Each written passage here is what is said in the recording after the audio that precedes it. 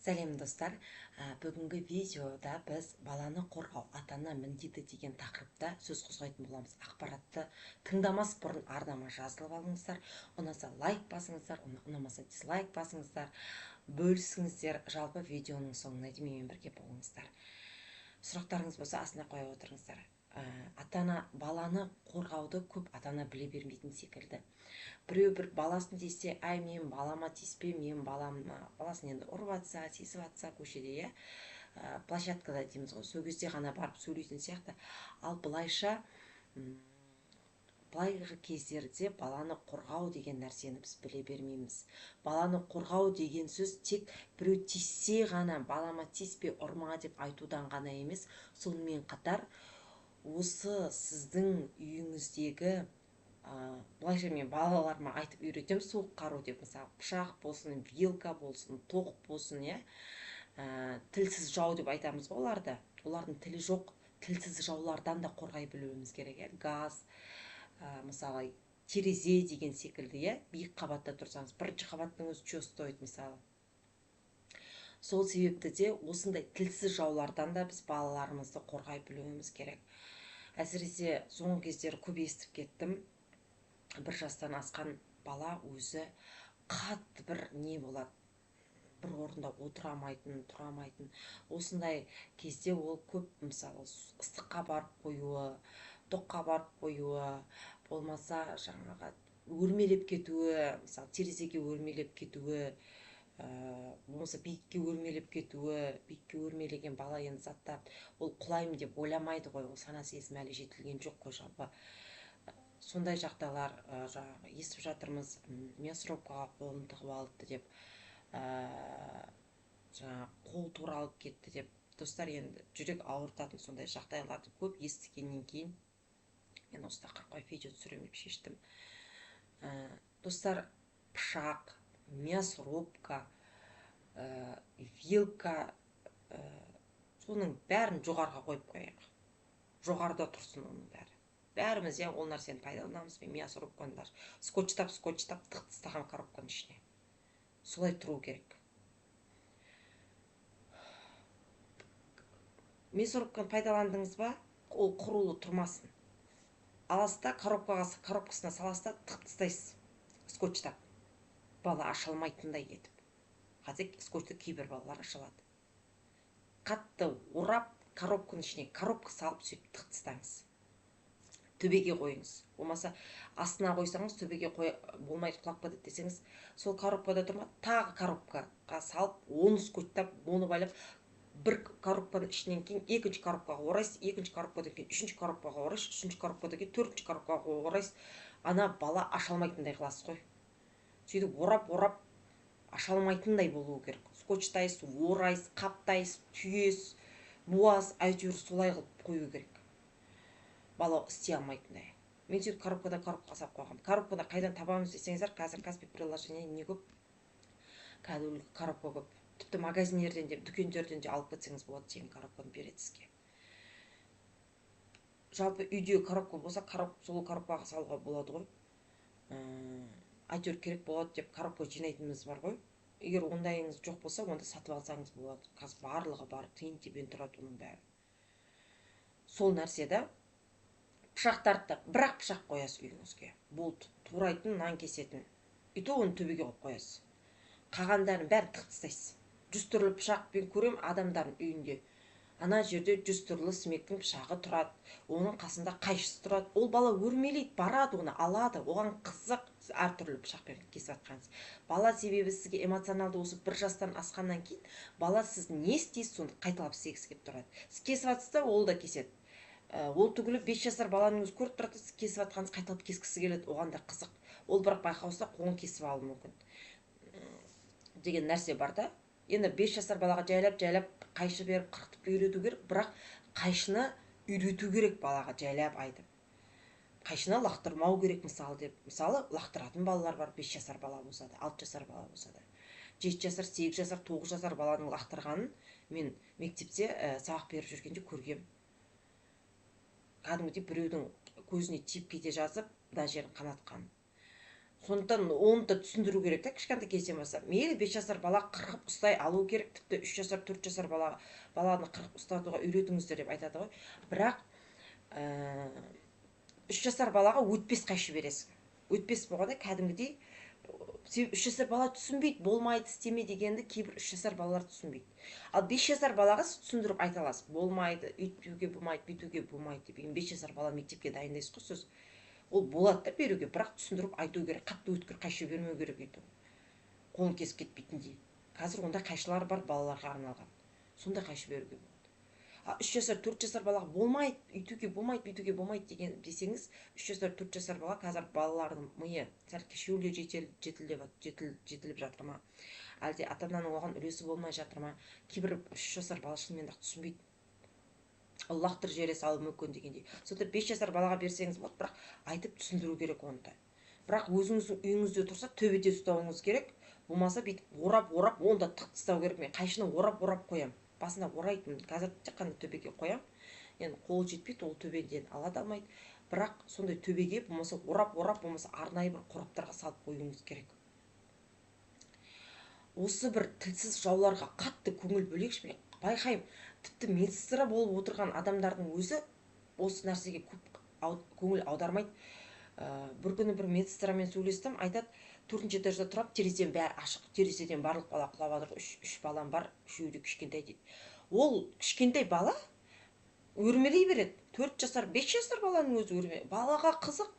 Мен өзім есейгенше терезеге қарап өскен, балконға қарап. Енді ол кезде мен білмеймін, бізге ол кезде ата-анамыз алдын ала айтып қойды ма, айтатын, бірақ білеміз да, ол кезде кішкене есімізде кіріп қалды. Ана биіктен қарамаңдар, болмайды деп мектепте де өте көп түсіндірілу жұмыстары жүретін. Төменге қарауға болмайды, құлап кетуің мүмкін деген секілді. Бірақ біз айналаға қараймыз, қоямыз, бүйтіп, кейде бүйтіп салбырап тұратын кезіміз де болатын. Бірақ ол кезде қатты биік болатын да мынандай несі, терезенің. Подоконник дейміз ғой. Подоконниктің өзі жібермейтін, қатты биік болатын подоконниктің өзі. Терезені өзін зорға ашатымыз, ашуға ауыр ағаш терезе еді ғой ол кезде. Ағаш терезе, ашуға ауыр терезенің өзі. Ашқан күні өзі подоконник биік, былай бүйтіп салмағымен білмеймін, былай бүйтіп ауып кете салу ол мүмкін емес нәрсе еді. Қазіргі кезде подоконник кішкентай, жұқа, терезе жұқа, кез келген адам аша алады. Ары қарай ауып кету мүмкіндігі жоғары да, бұрынғыдай емес. Бұрын бізде мысалы подоконник тұрса, терезенің ар жағында тағы бірдеңе тұратын. Кірпіштік үйде тұрдым, енді кирпичный дом деп айтамыз ғой. Қазіргі кезде қараймын, өте жұқа үйлердің несі. Бұрынғыдай емес та. Сосын андай не қойсаңыздар болады, терезені, мен осыны шотысқа түсірем, бірақ көп ата-ана біледі деп ойлаймын. Терезенің бетіне ғана москитный сетка дейміз, москитный сеткамен бірге қойылатын, баланы жаңа қорғап тұратын темір қойсаңыздар болады. Ол прозрачный түрде де бар, бірақ темір түрін алған дұрыс. Прозрачный нежелательно, ол прозрачный. Бала барып қатты былай удармен ұрса, ол прозрачный. Мен ойлаймын, сынып қалуы мүмкін деп ше. Себебі кейбір гиперактивный балалар оны істеуі мүмкін. Мысалы мен балам гиперактивный, оны бар күшімен бұл ұрса, ол сындырып жібереді. Сондықтан темір нәрсе керек. Темір, сондай москитный сеткаға, жаңа темір болып тұратын терезеге, бүткіл терезеге қойып тастаңыз. Кір жаймайсаңыз, жаймай кетіңіз. Ана жерде кейбір үлкен адамдар, мысалы, сетканы ашып, бір таза ауа жұтқым келеді, бір шаңдарды қағам, бірдеңе қағам, ашық тұрсыншы дейтін бар. Жоқ. Енді өрт қауіпсіздігі бірдеңе деп біреулер қоймайды, жоқ, қойып тастаңыз. Құдай сақтасын, өрт деген нәрсе өте сирек болатын нәрсе. Ол есіктен де шығып үлгересіз ғой. Ең бірінші баланың несі, қауіпсіздігі. Бүткіл терезеге қойып тастаңыз. Қойып тастай салыңыз. Бүткіл терезеге. Москитный сеткасымен бірге, несімен бірге қойып тастауға болады, темірмен бірге қойып тастауға болады. Біреулер ашылып жабылатын қылады. Ашылып жабылатын қылмай қойып тастай салыңызшы. Мен солай істегем, ашылып жабылмайтын қылмай-ақ қойып тастағам, бүткіл терезеге қойып тастағам. Балалармен терезеге шығып тұрып, ұрып тұрады, қайттан түседі. Қарайды ол бәрібір. Баланың әдеті ол терезеден қарап тұру. Өзімізде солай өскенбіз, терезеден қарап тұру баланың әдеті.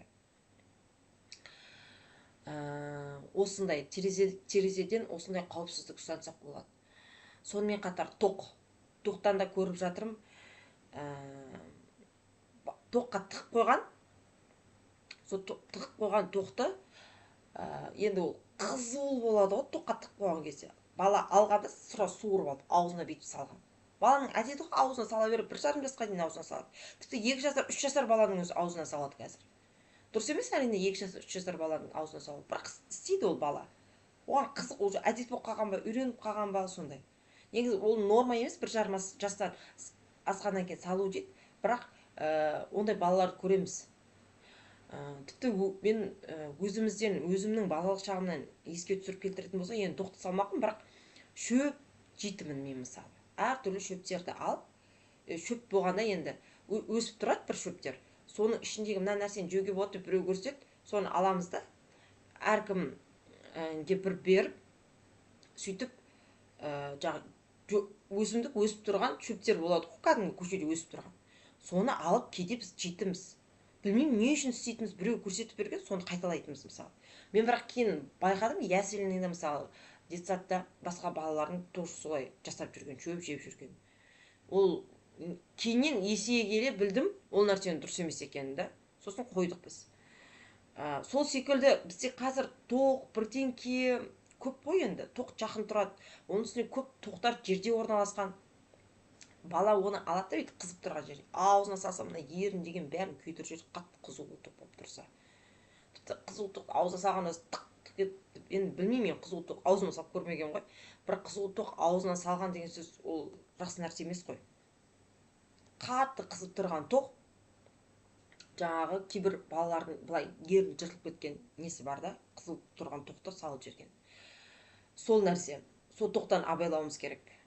Тоқ деген төбеде тұру керек, жерде тұратын болса, онда бір тоқты былай бүйтіп, біз кілемнің астына өткіздіріп қосамыз. Мысалы, телевизордың тоғы жерде, бізде де жерде орналасқан.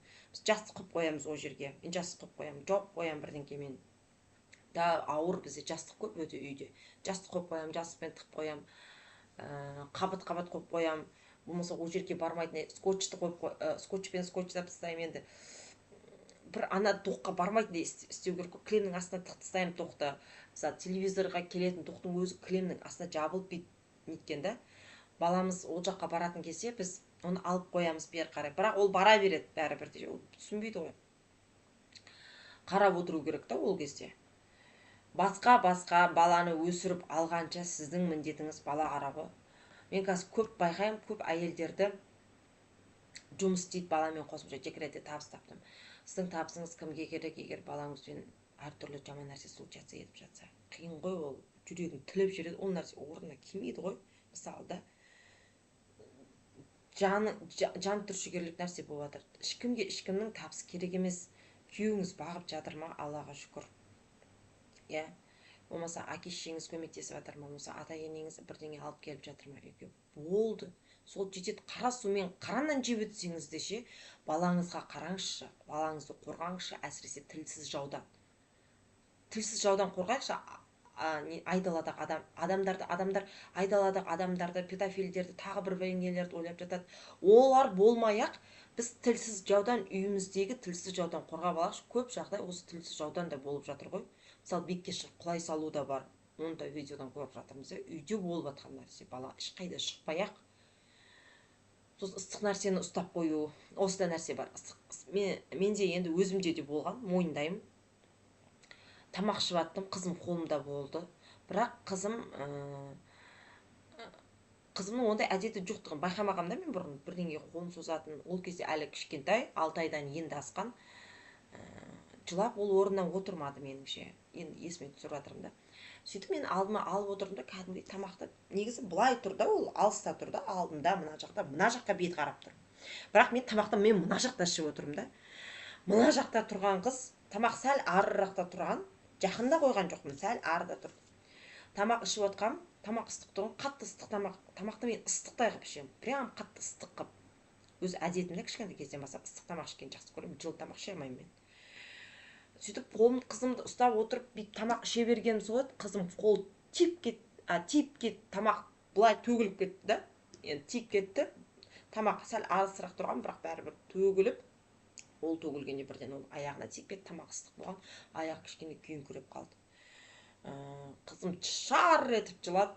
Ойбай, нем бар еді, ішілмей кетсе тамақ ішпей ақ қоюым керек еді ғой. Мен еміздіретін болсам жиі қарным ашып кете береді, сол үшін келіп ішкем ғой. Қызым ол кезде ұйқыдан тұрып қойған, негізі ұйықтап жатқанда ішіп алатынмын. Сөйтіп шар етіп жылап, ендігі ары мен қызыммен бірге тамақ ішпейтін болдым сол кезде. Жыласа да отырғыздырып қоямын, болмаса жерге отырғызып қойып тамақ жеймін. Сөйтем.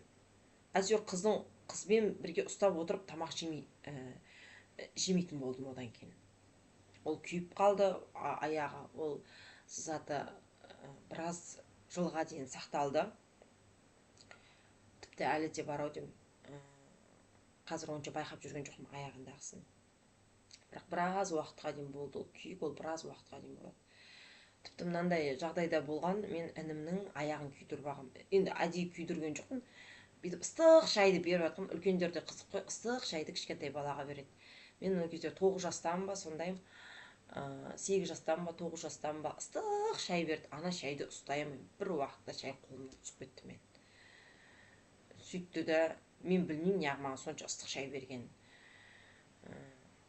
Ыстық тамақ әйтеуір алдыңда тұрады, ішесің ғой оны. Бірақ ыстық шайды былай береді, ұзатады. Үйде қаншама 10 шақты, 15 шақты адам болып тұратынбыз мен кішкентай кезде. Ол кезде 2 семья, 3 семья бұрындар бірге тұра беретін еді. Қазір бөлек-бөлек тұрады адамдар. Сол 2-3 семья қосылған ана жерде әр балаға суытып отырған, меніңше уақытысы болмады, олардың сөйтіп бере салды. Ол мен қолымнан ұстай алмай төгіп жібердім. Ол інімнің аяғына барып төгілген, ол інімнің аяғы күйген. Сондай да мысалы, бұл жерде бізде үлкендерде безопасность деген нәрсені сақтамағанда, сол себепті де барынша осы нәрсені миымызда ұстауымыз керек. Барынша. Ой, ештеңе болмайды деген болмайды. Ыстықтан сақтауымыз керек баланы. Ыстық нәрселерден сақтауымыз керек. Осындай. Одан кейін сондай нәрселерден ойлануымыз керек, алдын ала сақтауымыз керек. Қатты бір баламызға не болып қалмайтындай, өміріне ертең мәңгілік сәт түсірмейтіндей. Достар, сіздерге бар айтарым осы. Видео ұзақ болып кеткен сияқты. Енді тілсіз жаудан балаларыңызды қорғап жүресіздер. Сонымен қатар газдан да сақтауымыз керек. Кейбір балалар газды қосып, ойнап қосып, нетпей кетеді, өшірмей кетеді. Ол газ шығады. Мысалы, ес сезуім өте менің төмен. Бірақ мен қарап жүремін да. Енді біраз шығып тұрса да мен байқамауым мүмкін. Бірақ кейде байқаймын, мен де балаларым қосып кетеді, кейін барып өшіріп кетем. Қарап тұрамын енді мен. Көз алмай балаға қарау керек қой. Кішкентай кезінде, әсіресе 1 жастан асқаннан кейін, қатты 1 жасқа дейін де қарау керек. Кейбір балалар гиперактивный болады. 1 жаста болса да ол көп нәрсені бүлдіріп қоюы мүмкін. Достар, сіздерге бар айтатын кеңесім осы. Көргендеріңізге рахмет. Комментарий болса астына жаза өтіңіздер.